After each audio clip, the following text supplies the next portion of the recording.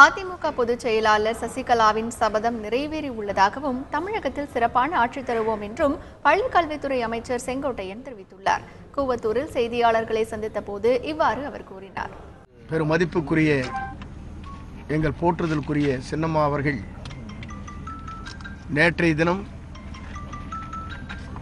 நம் நெஞ்சங்களில் மட்டுமல்ல தமிழக மக்களுடைய உள்ளங்களிலும் நெஞ்சங்களிலும் நிறைந்து வாழ்ந்து கொண்டிருக்கிற புரட்சித் தலைவர் அம்மாவுடைய நினைவிடத்தில் சபதமேற்றார். அந்த சபதம் இன்றைக்கு வெற்றி பெற்றிருக்கிறது.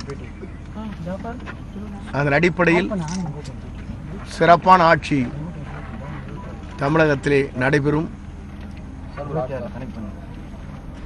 மாண்புமிகு இன்றைய முதல்வர்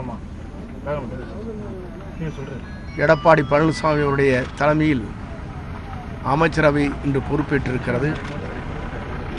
அம்மாவுடைய எண்ணக்கனவுகள் பெரும் மதிப்புக்குரிய சின்னம்மாவுடைய நல்ல ஆலோசனைகள் பேரில் சிறப்பான முறையில் இந்த ஆட்சி மக்களுக்கு சேவையாற்றும்.